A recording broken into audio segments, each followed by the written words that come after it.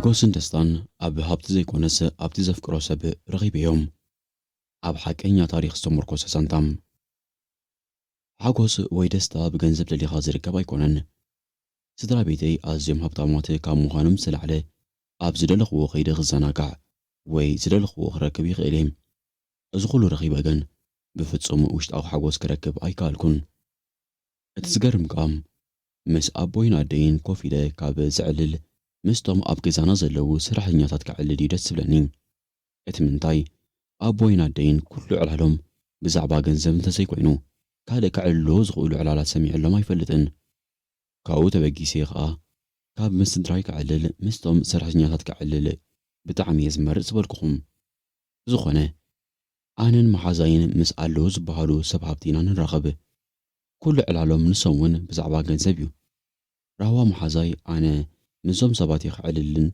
جيزيك حلفن زلالي إنا بلديا تجغجغني أنا غا ولا كو بزح دساي بلني نعاخ حقوس كبل مس أخا مخاد أي تغطبكن راوا محازاي أب زيت هلو اللغة كاب بمكينا وك مقبار حشن بمبال أبتغابي نايقزاوتنا زواري بل أبتغاب قزاوتنا زلو من إسيات إندا سمعكوهم حانا رأى كام معاس بقرات خيل إنا بولو كحاميني سمعهم نبركو حدا خابهم كا أبيت سباقة أبيت كوبزنا كل ما اللي يهيبوا كبل سمعكو نفسها من أرجي مسلم بر زوج أني باللين ملكعتهم بزخنة وقرة نجازات ملسكم نتصبحيتو رهوا محازاي نجازات متسمو نافقيها قد سنيحة حقوفها بلا سعم كوام أتسيلا خام نمن تاخي أب جزابين خوف تبلي انت يتسان كيلكي صار صدراغي يزدل خيط بالعيد غدان اللغي بلاتني رهوا محازاي مس رهوا كاب لب نفاتو محازوت سلزغنا ولا حنت نجرات أين تحاوبا أنينام ناب أنا تأمتكو خام أنت رهوا محازاي زبلع ويزس تسلزرخ كاكو كل جيزي حكوسي خمالت هيكونن اتقند نجر وش تغا سلام كسمع كالو بالكوام رهوا غسيلام إذا معران مخرنك أجميرة بل رئيل كلغو إذا معاد نغيت زركيا نعنا تزانك عنان متسق بمبال ولا كو بزح دساي بلني جدن كن كيدا لنا سلزبلتني أب حسبا تساوم معكم رهوا محازاي حدش أفكاري كم زتراليت نكيرات النيرام أبتن خرز لنا كم صنحاناون أقديما حبيرات النيام تتحايزنا أبتبوتا بتسحنام أبتبوتا نسي قديمو صنيحنام سيراك يبهال بمبال سلام بلني أنا ون أنا يبهال بالكوام مس رهوا محازاي كوف بلنام دونكينا دينا فوري بمبال رهوا نتينا على المدرخ كفتتو نسخة تقبلها بيلم نو أيضا قخنن بمبال في الشيخ بلم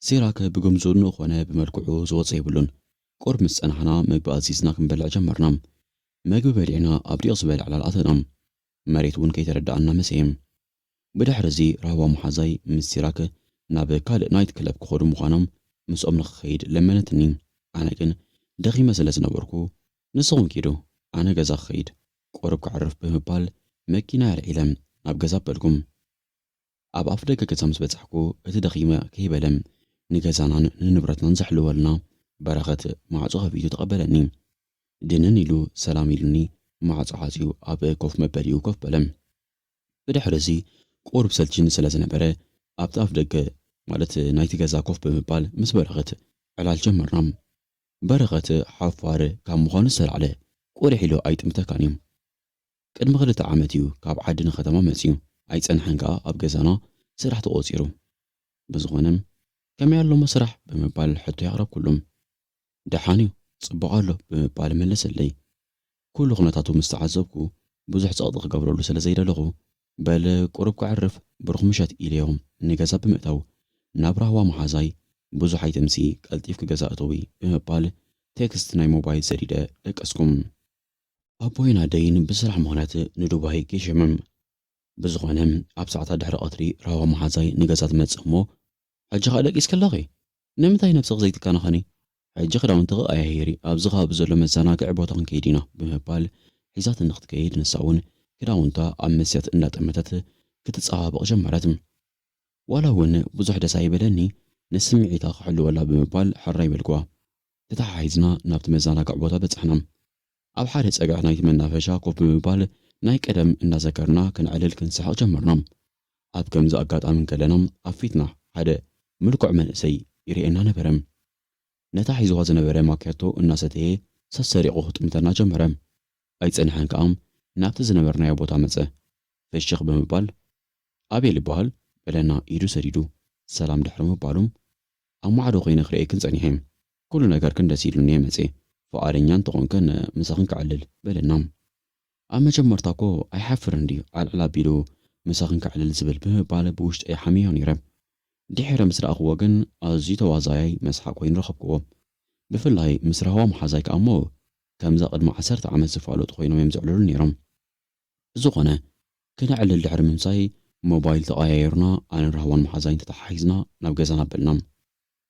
በረኸት ሰራሕተኛና ከም ልማዱ ማዕጾ ከፊቱ ኣእተወና። ማይ ቀሪቡ ከዓ ንመኪናይ ክሓፅባ ጀመረ። ምሸት እንዲ ዘሎ ከይተቆርር ዋላ እንተበልክዎ በረኸት ግን ጸገም የለን ንስኽን ደቅሳ ኣነ ከዓ ነዛ መኪና ሓፂበ ናብ ስራሐይ ክምለስ ቁሪ ደኣ ለሚድዮ እንዴ በለኒ። በረኸት ኩሉ ነገሩ ዝወፁ ይብሉን ብፍላይ ኣብ ስራሕ ዘለዎ ኣረኣእያ ካልኣይ ይብሉን። ብዝኾነ በልሕራ የሳልጠልካ ብሩኽ ምሸት ብምባል ናብ መደቀሲ ሓለፍኩም። ረህዋ መሓዛይ ድሮ ነብሳ ተሓፃፂባ ካልኣይ ሳልሳይ ሕልሚ በፂሓ ነበረት። ቀስ ኢለ ኸቦር ተኸዲናያ ናብቲ ሓደ መደቀሲ ብምኻድ ኣነ እውን ደቀስኩም። ብድሕሪ እዚ ኣቤል ደጋጊሙ ናብ ሞባይለይ ብምድዋል ምሸት ክዕልለኒ ጀመረ። ኣብ ከም ዝህሞትን ከለኹ ረህዋ መሓዛይ ናባይ እንዳጠመተት መሓዛይ ከይተረዳእኪ ኣብ ፍቕሪ ትወድቅለኺ እዚ ወዲ ኣብ ዲቕ ዝበለ ፍቕሪ እትወከሎ ትብለኒ ነበረት። ሓቂ ሓይሽ ኣቤል ዝፅላ ወዲ ይኮነን። እንተ ኣነ ግን ኣብ ውሽጠይ ዝኾነ ዓይነት ናይ ፍቕሪ ምልክት ኣይነበረንን። ዝኾነ ድሕሪ ዝተወሰነ እዋን ክንራኸብ ጀመርና። ሕልፍ ኢልና እውን ኣብ ናይት ክለብ ምምሳይ ጀመርና። ካብ ዕለታት ሓደ ግዜ ኣነ ራህዋ ኣቤል ኣብ ሓደ ናይት ክለብ ኣምሲና ሰዓት ሓደ ናይ ለይቲ ምስ ኮነ ተተሓሒዝና ናብ ገዛ ኣበልና። መስተ ሰቲና ስለ ዝነበርና መኪናይ ኣቤል ሒዝዋ ዝነበረ። ኣቤል ካባ ናይ ሓይሽ ስለ ዝነበረ እምበር ንሱ እውን ሰትዩ ነይሩ። ብዝኾነ ራህዋ ኣብ ኣፍ ደገ ገዛ ኣብፂሕናያ ኣብ ገዛውትና በፅሕና። ናይ ነገር መስተ ደፋፊእኒ ከይተረዳእኒ ንኣቤል ኣብ ምዕጉሩ ተሰዓምክዎ ንሱ እውን ኣብ ግንባረይ ሰዓመኒ። ኣብ ከምዚ ኩነታት እንከለና በረኸት ኣብ ኣፍ ደገ ማዕጾ ኮይኑ ይርኤና ነበረ። ናብ ኣቤል ቀሪቡ ከዓ እምበኣር ሰኺርያ ዘላ ኢልካ ክትሰዕማ ጸኒሕካ በሪኤልካ ኣለኹ በዚ በትሪ ገይረ ከይተሳሃልኩኻ ሕለፍ ገዛኻ ብምባል በቲ በትሪ ገይሩ ከዋጣውጠሉ ጀመረ። ኣቤል እታ ነገር ከም ዘይተዋፅኦ ግዲ ፈሊጡ መኪና ኣብ ካንሸሎ ኣእትዩ ካብቲ ከባቢ ተሰወረ። በረኸት ብጎነይ ቀሳ ኣቢሉ ደጊፉ ሒዙኒ ናብ መደቀሰይ ወሰደኒ። ንሓዳስ ማለት ሰራሕተኛ ናይቲ ገዛና ኮቦርታ ምፅላ ኢልዋ ናብ ስርሑ ማለት ናብ ምሕላው ተመልሰ። ንጽባሒቱ ምስ ወጋሐ እንታይ ከም ዘጋጠመ ኩሉ እኮ ክዝክሮ እንተዘይከኣልኩ በረኸት ንኣቤል ከፈራርሖ ግን ትዝበለኒ። እንታይ ከም ዘጋጠመ ንኽነግረኒ ሓተትክዎ። ከይሓበአ ኩሉ ኣዕለለኒ ናብኡ እንዳጠመትኩ ከዓ ማዕርኹ ዶዲኻ ተሓልየለይ በልክዎም። ይህናይ ደኣ ከመይ ዘይሓሊልኪ ኣቦኺ ሓደራ ሂቦምን እንድዮም ብዘይብኡ ከዓ ለዋህን መስኪንን እንዲኺ በለኒ። በረኸት ኣዘራርብኡ ኣከዳድንኡ ኩሉ ነገር ሰሓብ እዩ። ከምዞም ደቂ ግዜ ክዳኑ ፅቢቡ ተሰቂሩ ዝኸይድ ሰብ ኣይኮነን። ኩሉ ነገር እዩ ዝገርመኒ። ብዝኾነ ይቐኒለይ ስለ ኩሉ ተሓሊለይ ዘለኻ ግን ብዙሕ ኣይትጨንቕ ንእሽተይ ኣይኮንኩን ኢለዮ ናብ መደቀስያ ያበልኩም። ንጽባሒቱ ነብሰይ ተሓፂበ ኣብቲ ካንሸሎ ናይ ገዛና ኮፍ መበለ ውፅኤ ፀሓይ ክህረም ጀመርኩም። ኣብ ከምዚ ኩነታት እንከለኹ በረኸት ከመይ ሓዲርካሃና ብምባል ኣብ ፊተይ ኮፍ በለም። እግዚኣብሔር ይመስገን በረኸት ከመይ ሓዲርካ ብምባል ሰላም በልክዎ። ንዝተወሰነ ሰዓታት ኣብ ስቕታይና ነርና። ብድሕሪዚ ግን ንዕላል ክኾነና ብምባል ስማዕ እንዶ በረኸት ወዲ ሰብ ንሓጎስ ኣበይ ይረኽባ ብምባል ሕቶ ቅረብ ኩሉም። በረኸት ቅልጥፍ ኢሉ ኣይመለሰለይን። ጽኒሑ ኢሉ ግን ክዛረብ ጀመረ።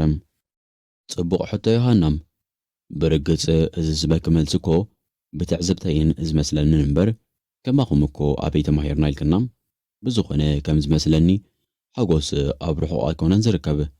ሓጎስ ምሳና ኣብ ውሽጢና እዩ ዘሎም። መብዛሕትኡ ሰብ ሓጎስ ንኽረክብ ክሳብ ናይ ህይወት ዋጋ ዝኸፍል ኣሎም። እንተኾነ ግን ብዘለካ ምምስጋን፣ ጽቡቕ ምግባር፣ ቁኑዕ ምዃን፣ ግዜኻ ብግቡእ ምጥቃም ኮታስ ፈጣሪ ዝፈትዎ ስራሕ ትሰርሕ እንትኾንካ ሓጎስ ኩሉ ግዜ ኣብ ውሽጥኻ እዩ። ገለገለ ሰባት ሓጎስ ኣብ ሃብትን መጋየፅን ዘሎ ዝመስሎም ኣለዉ፣ ግን ከም ዝመስለኒ ኣብ ጌጋ መንገድን ሓሳብን እዮም ዝጓዓዙ ዘለዉ። ስለዚ ኣብ ቁራስ እንጀራ እውን ሓጎስ ከም ዘሎ ምእማን ጽቡቕ እዩ። በረኸት ዘረቡ ይቕጽል ነበረ። ኣነ እውን ጽን ኢለ ይሰምዖ ነበርኩም። ቀጺሉ ኸኣም ርሑቕ ከይገድጊም ኣነ ኣብ ዝገዛ ዋርድያ እየ። ኣብ ዓዲ ከለኹ ስድራይ እንዳሓገዝኩ ሕጉስ ህይወት ይሕልፍ ነይረ።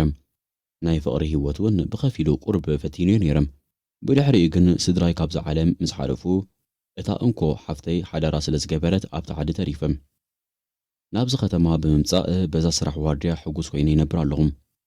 እዚ ኩሉ ዘምጻልኪ ሓጎስ ኣብ ርሑቕ ዘይኮነ ኣብ ውሽጥና ከም ዘሎ ክንኣምን ኣለና ክብለኪ ስለ ዝደለኹ እየ ምስ በለኒ ከመይ ዝበለ በሊሕ ሰብ እዩ ብምባል ምስ ውሽጠይ ክዕልል ጀመርኩም። ቀጺለ ኸኣም ብሉእ ሰብ ኢኻ ኣብ ዝመጽእ ጽቡቕ ጌርና ክንዕልል ኢና ብምባል ገዲፈዮ ናብ ራህዋ መሓዛይ ከድኩም። ራህዋ መሓዛይ ኣብ ገዛ ኮፍ ኢላ ጸኒሓትኒ። ካብ ገዛ ወፂና ኣብቲ ከባቢ ዝርከብ እንዳ ሻሂ ኮፍ ብምባል ክንዕልል ጀመርና። ራህዋ ቀጺላም ኣንቲ መሓዛይ እቲ ኣቤልክ ከመይ ኣሎ ትራኸብለኹም ዲኹም ብምባል ክትሓተኒ ጀመረት። እወ ብዙሕ እኮ እንተዘይኮነ ብሞባይል ንዕልል ኢና ደሓን እዩ ዝመስል በልክዋም። ራህዋ መሓዛይ ሕቶታት ክትፈቱ መዓትያም። ቀጺላ ኸኣም መሓዛይ ተደንቀቒ ኣወዳት ሎሚ ናብታ ዓራት ጥራዮም ዝጎዩ ኣብ ኮሚታት ኣይበጻሕኩምን ምሽ በለትኒ። ክርትም ኢለ ብምስሓቕ በልሎ ምስ ኣኺልኪ ቆልዓይ ክጌርክኒ ንዕናይ ሰሚዐልክ ኣለኹ ብምባል ተተሓሒዝና ናብ ገዛኣ ኸድናም። ኣብ ገዛኣ ውዒልና ኣጋምሸት ምስኮነ ራህዋ መሓዛይ ከም ኣመላ እሞ ናይት ክለብ ዲና ኽነማሲ በለትኒ። ኣነ ግን ደስ ኣይበለንን። መሓዛይ ሎሚ ገዛ እሞ ንኸይድ ጥዕምቲ ድራር ክሰርሓልኪ ብምባል ድሕሪ ክንደይ ላዕልን ታሕትን ኣእመንክዋም። ከምኡ ዘበለኒ ምኽንያት ናይ በረኸት ዘረባ ከይኮነ ኣይተርፍን እዮም። ኣነን ራህዋ መሓዛይን ንሓጎስ ክንደልያ ዘይኣተናዮ ቤት መስተን ዓበይቲ ሬስቶራንትን ኣይነበረን። በረኸት ግን ሓጎስ ምሳና ኣብ ውሽጥናያ ዘላ ካብ ዝብለንን ድሓር ኣተሓሳስባይ ቁሩብ ክቕየር ዝጀመረ ይመስለኒ። ብዝኾነ ተተሓሒዝና ንገዛ በልናም። ገዛ ምስ በጻሕና በረኸት ሓዳስ ከምኡውን ናይ ገዛና ዕምባባታት ማይ ዘስትዮ በላይ ኣብ ካንሸሎ ኮፍ ኢሎም ቡን ክሰትዩ ጸንሑኖም። ኣብ ምቁር ዕላል ስለ ዝነበሩ ከድውሉና ኣይከኣሉን። ኣነን ራህዋ መሓዛይን ብዕላሎም ተገሪምና ምስኦም ተሓዊስና ዕላሎም ክንሰምዕ ጀመርና። ድሮ በላይን ሓዳስን ናይ ፍቕሪ ዛንትኦም ወዲኦም በረኸት ግድዩ ኣኺሉ ክዛረብ ጀመረ። ቁሩብ ዕላል ምስ ጀመረ በረኸት ንዓና ምስ ረኣየ ምዝራብ ግድሕ ፊርዎ ድሕር ምሕር ክብል ጀመረ። ንሕና ኸኣም ንጽበይካ ኢና ዘለና ብምባል ክንዛረቦ ጀመርና። ድሕሪ ቁሩብ ደቓይቕ ድምፂ ጸራሪጉ ክዛረብ ጀመረ። እታ መዓልቲ ብርግጽ ዕለተ ረቡዕ እያ ዝነበረት። ብማሕረት ጸኒሐ ናብ እንዳ ሓፍተይ ገዛ ማለት ቡን ክሰቲ ኣብ ዝኸድኩሉ እዩ ነይሩ። ሓፍተይ ብማሕረት ስለ ዝጸናሕኩ ደኺሚ ዘሎ ብምባል ምዛሕ ቀረበትለይ። ብድሕሪ እዚ ናብቲ ቡን ክትቀራርብ ጀመረት። ኣብ ከምዚ ኩነታት እንከለና ግን ከመይ ውዒልኩም ብምባል ሓንቲ ጽቡቕቲ ጎርዞ ንገዛ ኣተወት። ምሕረት ትበሃል ቅድሚ ሕጂ ርኤያ ኣይፈልጥን እየ ነይረ። ኣብ ዕላለን ግን ምስ ሓፍተይ መሓዙት ምዃነን ክርዳእ ኣይተጸገምኩን። ብዝኾነ ኣነ ቡን ከፍልሓልኩም ብምባል ወጠጥ በለትና። ብድሕሪ እዚ ምሕረት ሰሰሪቓ ክትምተን ጀመረት። ኣነ እውን ብወገነይ ሕልፍ ሕልፍ ኢለ ይጥምታ ነበርኩም። መልክዓ ዝወፅኦ የብሉን። ክሳብ ሕጂ ኣብቲ ዓዲ ከመይ ኢለ ከይረኣኽዋ ጸኒሐ እናበልኩ ምስ ነብሰይ ይዛረብ ነበርኩም። ብዝኾነ ከመይ ዝበለት ቡን ኣፍሊሓ ክተስርና ጀመረት። በረኸት ክዕለና ኩሎ ኩልና ኣእዛና ጸሊና ኢና ንሰምዖ ዝነበርና። ቀጺሉ ኸኣም ብድሕሪ እዚ ናብ እንዳ ሓፍተይ ገዛ ምምልላስ ጀመርኩ። ምኽንያቱ ምሕረት ዳርጋ መብዛሕትኡ ኣብ እንዳ ሓፍተይ ገዛ ኣብ ዝኸደሉ ኣብቲ ገዛ ትጽንሓኒ። ድሕሪ ዝተወሰነ እዋን ርክብና ካብ እንዳ ሓፍተይ ሓሊፉ ኣብ በረኻታት ዓድና እውን ቀጸልናዮም። ካብ ኢደይ ከተምልጥ የብላን ብምባል እውን ናይ ፍቕሪ ሕቶ ኣቕረብኩላም። ምሕረት ግልጽ ብምባል ክሳብ ሕጂ ኣፍቃሪት የብልካን በለትኒ። ከምኡ መበሊኣ ምኽንያት መብዛሕትኡ ግዜ ደቂ ተባዕትዮ ተመርዖም ሓዳር ገይሮም ክንስቶም ዓርኪ የብልናን እንዳበሉ ብዙሓት ደቂ ኣንስትዮ ስለ ዘታሉለያ። ብዝኾነ ናብኣ እንዳጠመትኩ ንዓኺ ቅድሚ ምርኣየ ብፍጹም ስለ መርዓ ሓሲባ ኣይፈልጥን ነይረ። ሕጂ ክሓስብ ዝገበርክኒ ግን ንስኺ ኢኺ በልክዋም። ንስኻ ፍሽኽ ካብ ምባል ሓሊፋ ወላ ሓንቲ መልሲ ኣየውፀትን። ብዝኾነ ድሕሪ ዝተወሰነ እዋን ንሳ እውን ከም ተፍቅረኒ ነገረትኒ። እታ መዓልቲ ብፍሉይ እየ ዝዝክራ። እቲ ምንታይ ኣግባዝ ደቂ ዓድና ንምሕረት ኣብ ፍቕሮም ከውድቕዋ ብዙሖም ስዒሮም ንሳ ግን ንኹሎም ተሓሲማ ኣብ ፍቕሪ ወደቐት ብዝኾነ ኣግባዝ ደቂ ዓድና ነዚ ምስ ሰምዑ ኣንጻሪ ክለዓሉ ጀመሩ ብዘይገበርክዎ ኣዋልድ ደቂ ዓዲ ኣብ ዝተፈላለዩ ቦታ እናረኸበ ምውፃእ ምእታዊ ይኸለን ኣሎ ብዘይኡ እውን ብጸልማት እናረኸበ ብዙሕ ሕማቕ ነገራት ይሰርሕ ኣሎ እናበሉ ዓዲ ምልእቲ ከም ዝሓምዩኒ ክገብሩ ጀመሩ ኣብ ታሕዲ ኸኣ ስመይ ብሕማቕ ክጽዋዕ ጀመረም ኣብቲ እዋን ዓዲ ምሉእ ብዘይገበርክዎ ፎቅ ክብሉኒ እታ እንኳ ሓፍተይ ግን ኣብ ጎኒ ነበረት ብድሕሪ እዚ ሓንቲ ኣማራፂ ዝነበረትኒ ንሓፍተይን ሰብኣያን ኣእሚነ ናብ እንዳ ስድራ ምሕረት ሽማግለ ሰብ ክገብሩለይ ከም ዘለዎም ክሕብሮም ወሰንኩም ናብ እንዳ ሓፍተይ ገዛ ኣብ ዝኸለሉ ዝነበርኩ መንገዲ ምሕረት ትረኽበኒ እሞ እቲ ዝሓሰብክዎ ሓሳብ ኩሉ ኣማኻርክዋ ንሳ ግን ስድራኣ ክቕበልዎ ከም ዘይክእሉ እያ ነጊራትኒ ስለምንታይ እንተበልክዋም ስም ካብ ገዛና ብፅቡቕ ይለዓል የለን ኣዋልድ ዓዲ የባላሽሎ ይበሃልልካ ኣሎ ኣይሽንኳ ኢዶም ንጓሎም ክትወስድ ክትሓቶም ብኸባቢ ገዛና ክትሓልፍ ኣይደልዩ ኻን እዮም ዘለዉ በለትኒ ኣመና ገረመኒ ናተይ ሕቶ ኸኦም ንስኸ እንታይ ትብሊ በልክዋም ትቕብል ኣቢላም ኣነ ደኣ እሞ እንታይ ክብል ስድራይ ዝፍቐድዎ እምበር በለትኒ ናይ መወደእታ ሓንቲ ሕቶ የቕሪበላ እሞ ሒዘክ እንተጠፋቕኹኸ ምስ በልክዎም ክሳብ ትነብዕ ሰሓቐት ከመይ ጌረ ንዓኻ ኣሚነ ክጠፍእ ስድራየ ዝቐድም ብምባል ሓዲካትኒ ናብ ገዛ ኣበለትም ንዝተወሰነ እዋን ተባሳጨኹ ቋሕ ኢሎም ዝጥምቶም ስድራ የብለይን ካብዚ ዓለም ሓሊፎም እዮም ብድሕሪ እዚ ናብ ዝመጽ ብምባል ዕላሉ ወድአ ኩልና ተገሪምና ኢና ንዕዘቦ ነርና ሓዳ ሰራሕተኛና ኣይሽንኳይዶ ከምዚ ሓቀኛ ዛንታ ሰሚዓ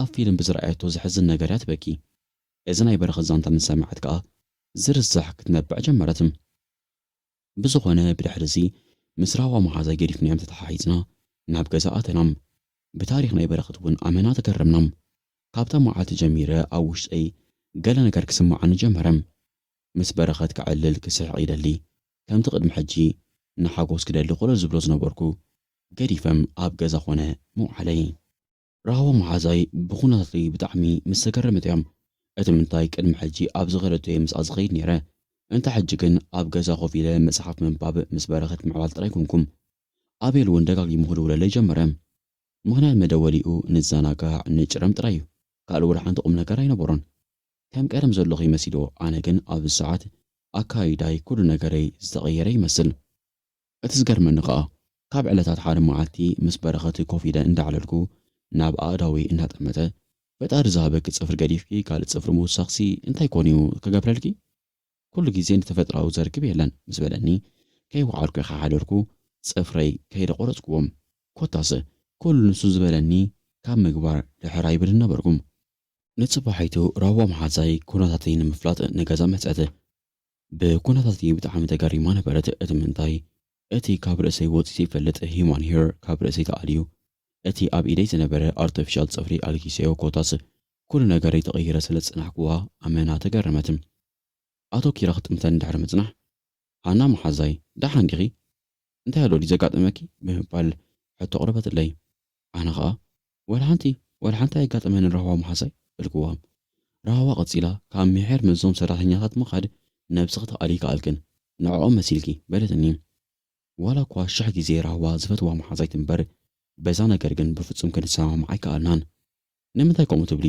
ንሶምሲ ሰባት እንድዮም ድሓር ከዓ እቲ ንሶም ዘለዎ ነገር ይሓይሽ ካብቲ ንሕና ንሓጎስ ክንደሊ ፍቆዶ ናይት ክለብ ኮለል ንብሎ ዘለና ንሶም ግን ብዘለዎም ሕጉሳት እዮም እናበልኩ ክዛረባ ምስ ጀመርኩ ራህዋ መሓዛይ ነዚ ሓቂ ክትፃወሮ ኣይከኣለትን መሓዛይሲ ዝሓልልኪ ትፈትውን ኢኺ ኣነስ ንዓኸ ሓልየ ብምባል ገዲፋትኒ ንገዛ ኣበለትም ራህዋ መሓዛይ ኮርያ ስለ ዝነበረት ንኣስታት ክልተ መዓልታት ኣይተዳዋወልናን ብድሕሪ እዚ ግን ገዛኣ ክኸዳለኒ ብምባል መኪና ያልዒለ ገዛኣ ተበገስኩም ኣብ ገዛ ምስ በጻሕኩ ራህዋ መሓዛይ ኣብ ገዛ ኮፍ ኢላ ፊልም ክትርኢ ጸኒሐትኒ ንዓይ ምስ ረኣየት እናጎየት መጽያ ሕቑፍ ኣበለትኒ ናፊቓትኒ ከም ዝጸንሐት ፍሉጥ እዩ ኣነ እውን ሕቑፍ ኣቢለ ሰላም በልክዋ ጽንሕ ኢላ ከዓ ረሲዐዮ ኮርየልኪ የባ ነይረ ብምባል ክትስሓቕ ጀመረትም ኣነ ኸኣም ኣንቲ መሓዛይ ማዕረ ክንድኡ ዝቖረኺ ኣይመሰለንን ዝደለኸ ኣዝኒ ከም መቕጻዕቲ ይቕበሎ በልክዎም ብድሕሪ እዚ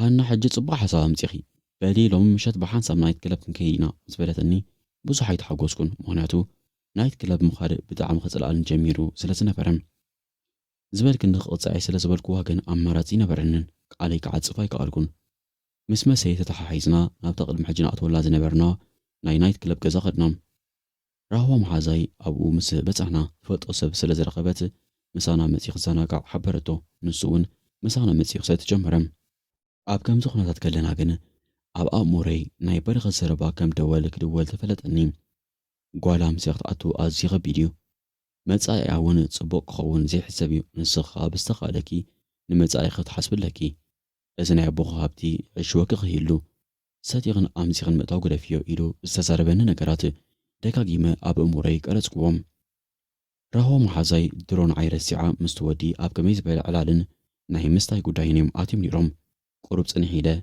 በሉ ኣነ ክገድፍኩም ምስ በልክዎ ራህዋ መሓዛይ ሕጂ እንዲና መፂና ናበይ ክትከዲ ብምባል ክትዛረበኒ ጀመረት ኣብታ ሰዓት ዝኾነ ከመቕኒ ስለ ዝነበረኒ ቁሩብ ርእሰይ ቃንዛ ገይርለይ ክኸይድ ኣለኒ ብምባል ገዲፍዮም መኪና የልዒለ ገዛ በጻሕኩም ገዛ ምስ በጻሕኩ በረኸት ኮፍ ኢሉ ክጽበየኒ ስለ ዝጸንሐ እንኳዕ ብሰላም መጻኻ ሃና ብምባል ማዕጾ ከፊቱ ኣእተወኒ ንበረኸት ክርኢ ከለኹ ገለ ሰላም ነገር እዩ ዝስማዓኒ ካብ መኪና ወሪደ ኣብ ፊቱ ኮፍ ምስ በልኩ ሓደ ነገር በለኒ ንሱ ኸኣ ኣብ ሳሎን ጋሻ ይጽበየ ከሎ ዝብል ነበረ መን ምስ በልክዎ ባባ ምዃኑ ነጊርኒ ናብቲ ሳሎን ምስ ከድኩ ባባ ኮፍ ኢሉ ጸናሓኒ ካብ መገሻ ሽዑ መዓልቲ መጺኡ ሰላም ተባሂልና ድራር በሊዕና ንጽባሒቱ ብሓደ ጉዳይ ከም ዝደለየኒ ሓበረኒ ሕጂ ዘይተነገረኒ ዋላ እኳ እንተበልክዎ ሕጂ ደኺመ ስለ ዘለኹ ጽባሕ ብሰፊሑ ክንዕልል ኢና ኢልኒ ናብ መደቀሲ በለም ሙሉእ ምሸት ብዛዕባ ምንታይ ደኣ ክዛረብ እንደልዩ ይኸውን እናበልኩ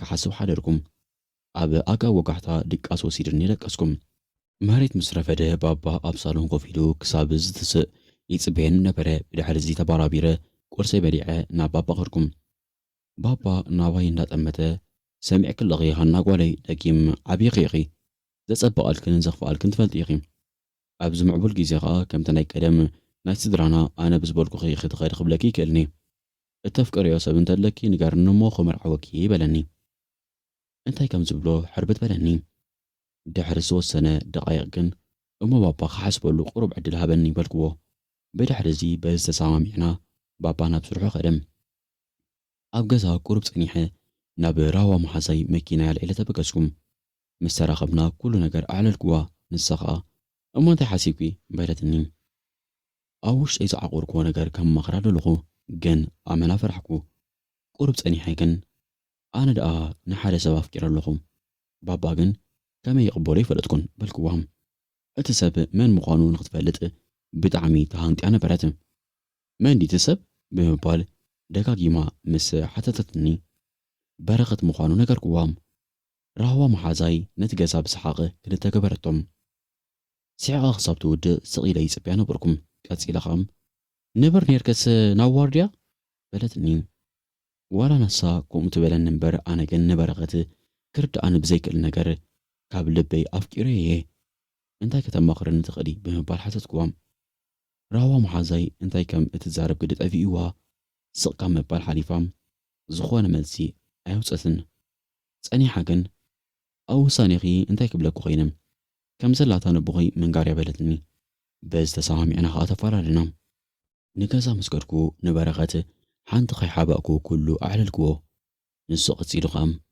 ሓቂ ሓይሽ ኣነ እውን ካብ ልቢ የፍቂረኪ ነገር ግን ንስኹም ሃብታማት ኢኹም ኣነ ኸኣ ድኻ ግን ከኣ ብዘለኒ ሕጉሴ ከመይ ኢለ ንሃና ንፍቕሪ ክሓታ ብምባል ኣብ ውሽጠይ ዓቒረዮ ስቕ ኢለ ነይረ ምስ በለኒ ሓጎሰይ መግለፂ ሰኣን ኩሉም ብድሕሪ እዚ ናይ ኣቦይ ጉዳይ ጥራዩ ክተርፍ ንበረኸት ይቕበሎ ዶ ወይስ ኣይቅበሎን ዝብል ነገር ልዕሊ ዓቐን ዓቕብ ኮነኒ ኣብቲ ዝቐጸለ መዓልታት ኣቦይ እንታይ ጌርኩ ምስ በለኒ ከይሓበእኩ ኩሉ ተሓቂ ኣዕለልክዎም ካብ ኣቦይ ዘይተጸበኾ መልሲ ሂቡኒ ሃና ጓለይ በረኸት ኣዝዩ እሙን ሰብ እዩ ኣብዚ ገዛ እውን ነዊሕ ኣገልጊልና እዩ እንተ ደኣ ተፋቲኹም ኣነ እንታይ ክብለኩም ኮይነ ክምርቐኩም እምበር ምስ በለኒ ሓጎሰይ መግለፂ ሰኣን ኩሉም ድሕሪ 2 ወርሒ ኸኣ ከመይ ዝበለ ሕፀ ገበርና مرعات قصيرو كساب شعو عاب مدلاون كالسرحنا نركبم أمبار كسه مبسحتو جيزي سباتي نحاقوس كرخبو لعلن تحتن كوبرينا نعزب حاقوس كن لعلو خلو مسانا أبي كابينا يسركب كومون أوشنا قبل بنام بفلاي كأ أتي يكون حلنا زون ننسب حاقوس أوشت يو زرخبام تفتس أمام